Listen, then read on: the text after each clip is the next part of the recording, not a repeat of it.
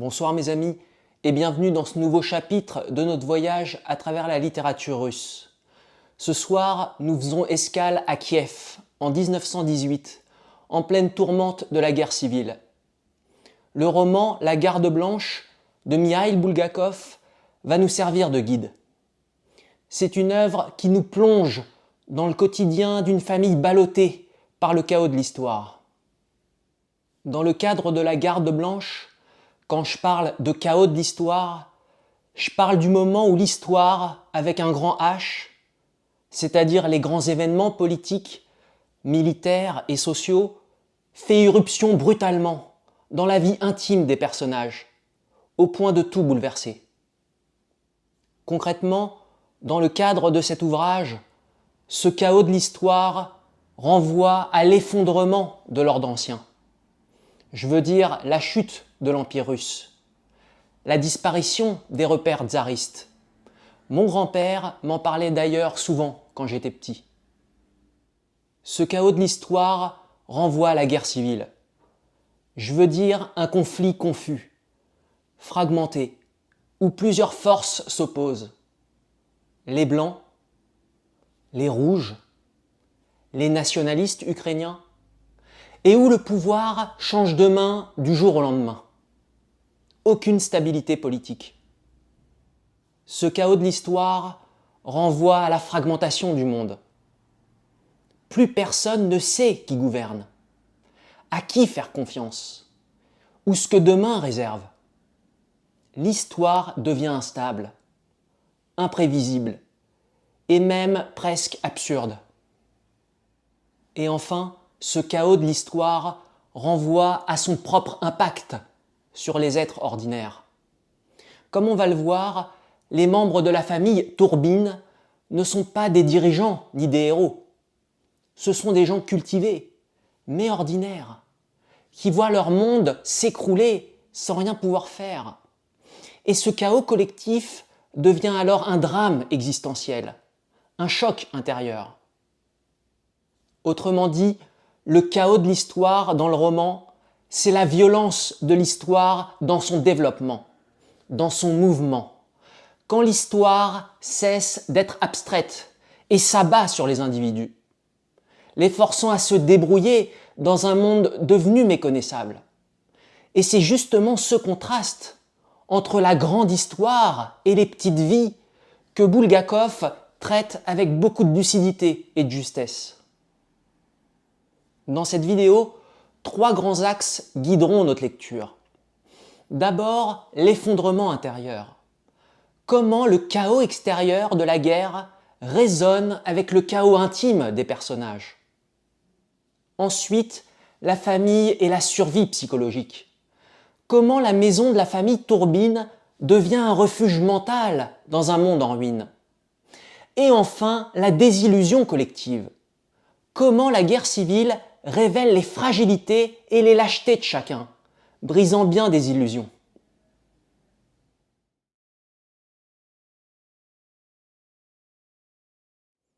Mikhaïl Bulgakov est né en 1891 à Kiev. Il s'impose rapidement comme l'un des auteurs les plus originaux de la Russie soviétique. Original car Bulgakov refuse les discours idéologiques et choisit de montrer la guerre civile du point de vue de l'intime. Je veux dire celui de la famille, du chaos, de la peur et de la fragilité humaine, comme on va le voir ce soir. Original également sur la forme, par son style mêlé, à la fois réaliste, poétique et ironique, qui donne à ses récits une tonalité unique dans le paysage soviétique. Et là, je pense notamment à son grand roman « Le Maître et Marguerite » que nous avons étudié sur la chaîne. Je mets le lien de cette vidéo dans le descriptif ci-dessous si vous souhaitez la visionner. Médecin de formation, Bulgakov a traversé les années chaotiques de la guerre civile après la révolution de 1917. De cette expérience est né son premier roman, La Garde blanche, publié en 1926. L'histoire se déroule à Kiev, la capitale de l'Ukraine, à la fin de l'année 1918, c'est une période de grands bouleversements historiques dans cette région du globe. L'Empire russe s'est écroulé, laissant place au chaos de la guerre civile. À Kiev, plusieurs forces s'affrontent. On y trouve les partisans du tsar, les Blancs, qui tentent encore de garder le contrôle. À côté, les nationalistes ukrainiens, menés par Simon Petliura, qui rêvent d'une Ukraine indépendante. Les troupes allemandes sont encore présentes depuis la Première Guerre mondiale, mais elles préparent leur départ. Et l'armée bolchevique des Rouges approche à grands pas.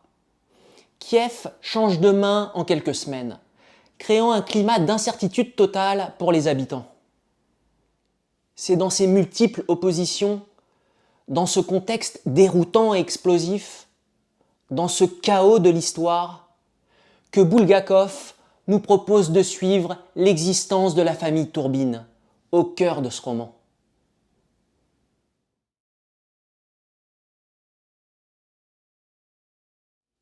Le roman s'ouvre sur un drame intime. En plein hiver 1918, la mère de la famille Tourbine vient de mourir. Alexeï, l'aîné de 28 ans, rentre du front juste à temps pour l'enterrement, aux côtés de sa sœur Elena, qui a 24 ans, et de leur jeune frère Nikolka, qui a 17 ans. Dans la petite maison familiale de Kiev, le deuil submerge le cœur de chacun. Mais au-delà de ce chagrin personnel et familial, une angoisse sourde monte. La guerre civile gronde tout autour. Les Tourbines pressentent que leur monde, déjà ébranlé par la perte de leur mère, est sur le point de basculer davantage. Ce pressentiment ne tarde pas à se réaliser. Dès la fin de l'année 1918, la situation politique à Kiev se détériore brutalement. Le pouvoir en place s'effondre. Le dirigeant officiel de l'Ukraine, Pavlo Skoropadsky, soutenu jusque-là par les Allemands depuis le traité de Brest-Litovsk de mars 1918, prend la fuite devant l'avancée des forces nationalistes ukrainiennes. Bientôt, on annonce que les troupes nationalistes de Simon Petliura approchent de la ville. Face à la menace, chez les Tourbines, chacun doit prendre une décision. Sergueï Talberg, le mari d'Elena et officier dans l'armée du régime déclinant de Skoropadsky, emporté par l'instinct de survie, choisit de fuir Kiev avec les derniers trains militaires. Il abandonne son épouse et sa belle famille à leur sort. Elena, bouleversée par ce départ, demeure pourtant résolue à protéger les siens. Alexeï et Nikolka, eux, décident de rester et de se battre pour défendre la ville. Aux côtés de leurs amis officiers, ils se préparent à affronter l'armée nationaliste ukrainienne de Petliura. Le jeune Nikolka, malgré son peu d'expérience, rejoint quant à lui un bataillon de cadets dirigé par le colonel Neytour, une unité elle aussi engagée dans la défense désespérée de Kiev, contre l'entrée des troupes nationalistes de Petliura. Pendant ce temps, Elena transforme la maison en havre de tranquillité pour la famille et les proches, attendant chaque jour avec angoisse des nouvelles du front. Et c'est là que commence la véritable épreuve. Dans les pages qui suivent, les lecteurs vont être plongés dans une atmosphère de tension extrême, où la ville de Kiev devient le théâtre d'un effondrement total, politique, militaire, mais surtout humain. On assiste à la panique, à la débâcle, à l'éparpillement de tous les repères. Et au cœur de ce fracas, Bulgakov nous montre ce que la guerre civile fait à l'intérieur des êtres. Les lecteurs découvriront ce que signifie être pris dans le tourbillon d'événements historiques qu'on ne contrôle plus, qui nous dépassent, telle une vague géante emportant tout sur son passage. Les lecteurs verront des officiers abandonnés par leurs supérieurs, des soldats livrés à eux-mêmes. Des jeunes hommes projetés brutalement dans la violence. Des femmes contraintes de rester fortes quand tout s'effondre autour d'elles.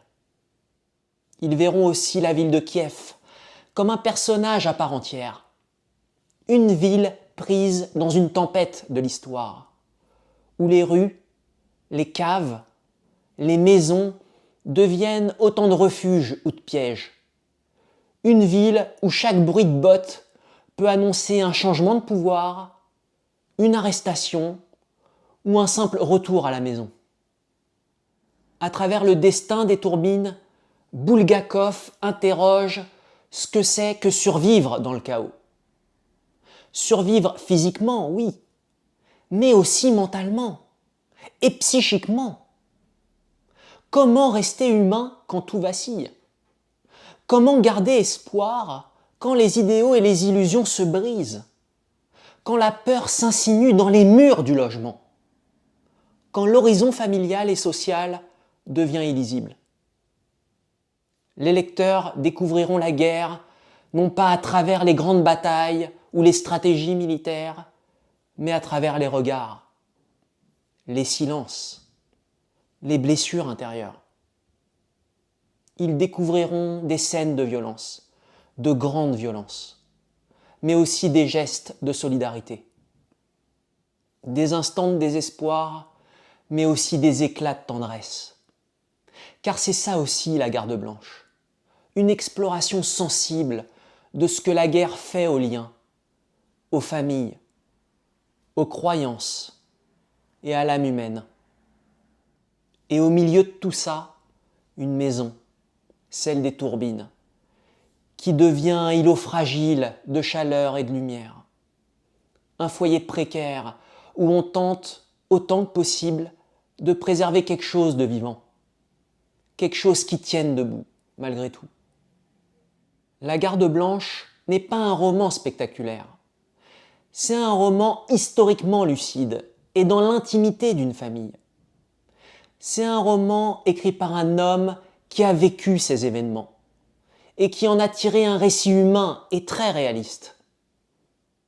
En le lisant, on ressent non seulement le poids de l'histoire, mais aussi la confusion et la fragilité de ceux qui la traversent. Et surtout, on découvre à quel point la guerre ne se joue pas seulement sur les lignes de front, mais aussi dans les cœurs, dans les foyers, dans les replis silencieux de la peur et de la mémoire. Un roman remarquable.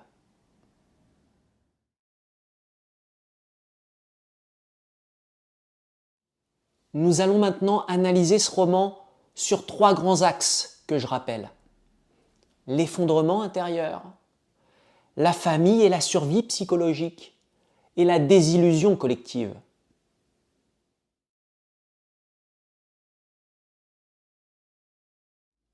La guerre civile n'est pas seulement un affrontement extérieur, c'est aussi un séisme qui ébranle les personnages de l'intérieur. Dans la Garde blanche, le chaos du monde environnant fait écho au chaos intime. On le voit dès les premières pages. En quelques jours, les Tourbines perdent leur mère et perdent leur pays, leurs racines, telles qu'ils les ont connues. Ce double choc provoque chez chacun d'eux une rupture profonde. Alexeï, qui était un jeune officier et médecin confiant en l'avenir, se retrouve soudain désemparé. Le voilà orphelin de mère et orphelin de patrie, forcé de voir tout ce en quoi il croyait s'effondrer autour de lui. Elena, elle, doit affronter l'abandon de son mari, en même temps que la tempête historique. Son intérieur oscille entre la tristesse, la peur pour ses frères et le sentiment de voir son univers familier partir en lambeaux. Quant à Nikolka, il passe brutalement de l'insouciance de l'adolescence à la terreur des champs de bataille. On imagine sans peine la peur de ce garçon de 17 ans confronté à la mort et au chaos. Bulgakov montre avec finesse comment les événements extrêmes peuvent secouer le psychisme. Le terme d'effondrement intérieur prend tout son sens ici. C'est l'impression que tout s'écroule à l'intérieur de soi. Je veux dire que les piliers mentaux, les croyances, les espoirs, les habitudes rassurantes se brisent net. Dans ce récit, on découvre des personnages en proie à des cauchemars, où le fracas des armes se mêle à leurs angoisses personnelles. On imagine aussi Elena, seule dans son salon silencieux, réprimant des crises de larmes et des élans de panique qu'elle ne peut pas se permettre de montrer. L'effondrement intérieur est une déchirure invisible. À l'extérieur, on tient encore debout, mais à l'intérieur, tout se brise. Bulgakov utilise même le décor hivernal pour refléter cet état d'âme. La neige et le froid de Kiev semblent anéantir toute espérance. L'hiver semble renforcer cette atmosphère d'un monde entier glacé par la peur.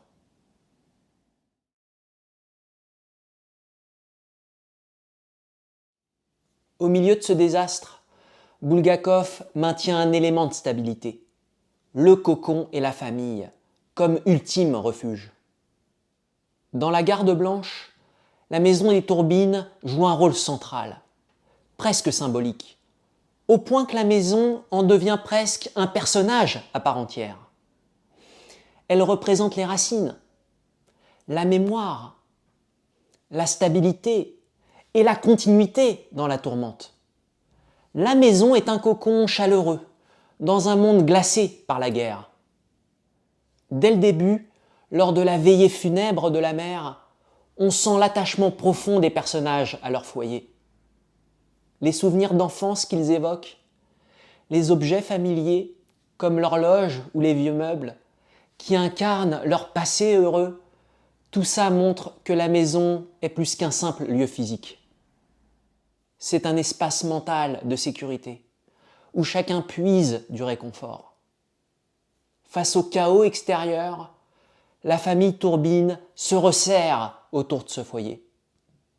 Elena en particulier s'y accroche de toutes ses forces. Elle veille auprès du samovar. Elle accueille un cousin venu chercher refuge. Elle réchauffe les cœurs en maintenant autant que possible une atmosphère de maison malgré le fracas au dehors. Cette image de maison refuge a une portée psychologique forte. Quand tout s'effondre, les liens familiaux deviennent une bouée de sauvetage émotionnel. Pour les Tourbines, se retrouver ensemble dans le salon familial, c'est retrouver une tranquillité et un sentiment d'identité et de continuité. Bulgakov suggère que la famille, qu'elle soit de sang ou de cœur, car les amis proches sont considérés comme tels, est un rempart psychologique important face au désespoir.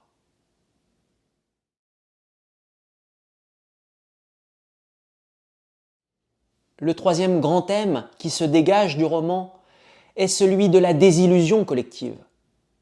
La guerre civile ne fait pas que tuer et détruire physiquement. Elle brise également des croyances, des valeurs communes et des mythes partagés. Au début, les personnages ont encore des idéaux. L'honneur militaire, la fidélité à une cause, l'espoir en des chefs charismatiques.